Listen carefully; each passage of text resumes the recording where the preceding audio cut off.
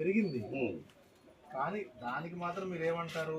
MRP already ఎక్కువ పెడుతున్నాడు కాబట్టి మనకి పర్లేదు, ట్యాక్స్ మాత్రం కొత్త స్టాక్ వస్తేనే అనేది ఆ రెండు లాజిక్ కుదరట్లేదు కదా. కుదరడం లేదు సార్. ఏం చేద్దాం సార్, వాళ్ళతో పాటు పనిచేస్తున్నానే. సో సార్ అంటే ఇది పాసిబిలిటీ కదా సార్ మీకు. మీరు అది జిఎస్టీ తగ్గిస్తామని చెప్పారు కదా సార్. ఆ రోజే వీళ్ళంతా ఉంటారు కదా సప్లయర్స్, వీళ్ళకి ఆ రోజే ఎంఆర్పి తగ్గించామని చెప్పవచ్చు కదా సార్ పేరు. మీరు మెయిన్ కాదు సార్, మీరు విజయవాడ మార్కెట్ ఉంది కదా, మీరు 5 నిమిషాలు సార్. అరవింద్ రెడ్డి సార్ నాకు కూడా బాగా ఏంటంటే అల్టిమేట్ గా చెక్కింగ్ కూడా కాదు సార్, ఉంది సార్. దానికి అవేర్నెస్ కల్పించడానికి నేను ఒకటే హైయెస్ట్ సమస్యలు, మీ సమస్యలు ఏంటో తెలుసుకొని మీకు దీనివల్ల మీకు లాభం రావాలి, జనానికే కాదు. శ్రీకాళహస్తిలో హైయెస్ట్ ట్యాక్స్ పేయర్ సార్ నేను.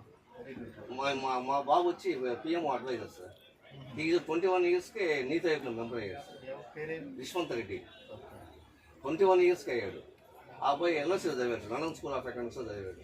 అది కూడా జియో పక్కన పెట్టి గవర్నమెంట్ లండన్ స్కూల్ పిలిపించాను సార్. 21 ఇయర్స్ అడ్మిషన్ కావాలా, మా అబ్బాయికి 19 ఇయర్స్కి ఇచ్చాడు. మేము బాగా సంపాదించాం సార్.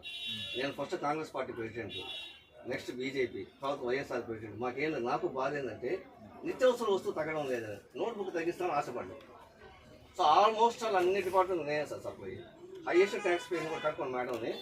కాళహస్తిలో హైయెస్ట్ ట్యాక్స్ పేయింగ్ నేనే. నేను నీట్గా ఉంటాను.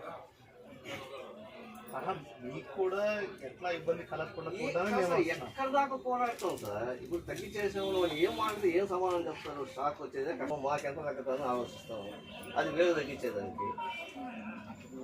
ఇదంతా నేను మా అబ్బాయితో డిస్కస్ చేస్తుంటాను సార్.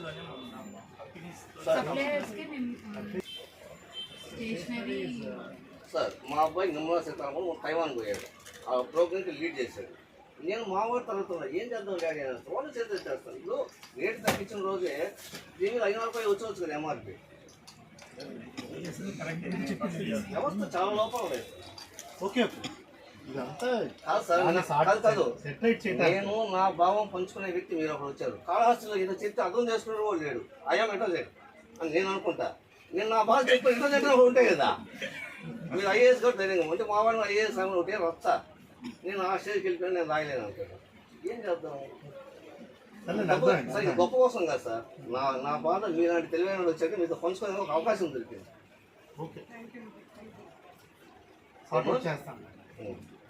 మేము కూడా రెడీగా ఉన్నామమ్మా. ఎంతకోసం తగ్గించారు. మాకేంటంటే కాఫీ టీ ఫస్ట్ టైం వచ్చారు. ఎన్ని కస్టమర్స్కి అండ్ మీకు బెనిఫిట్ రావాలి ఈ సంస్కరణ ద్వారా అనేది రాష్ట్ర ప్రభుత్వం, కేంద్ర ప్రభుత్వం ఉద్దేశం. దానికోసమే ప్రయత్నం ఉంటుంది. ఈ నెల రోజుల పాటు రాష్ట్ర వ్యాప్తంగా కూడా అవేర్నెస్ కల్పించి అక్టోబర్ 19 కల్లా మొత్తం సిస్టమ్ సెపరేట్ చేయడం కోసమే.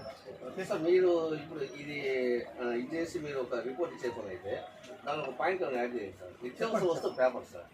పేపర్ మీద ట్యాక్స్ పెంచడం తప్పు సార్, నా ఒపీనియన్.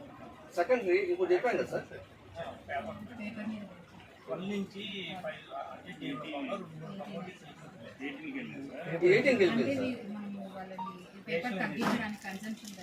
సార్. ఇప్పుడు షాప్ వచ్చినప్పుడు పెన్సిల్ దగ్గర అడగదు సార్, నోట్బుక్ దగ్గర అడుగుతున్నారు.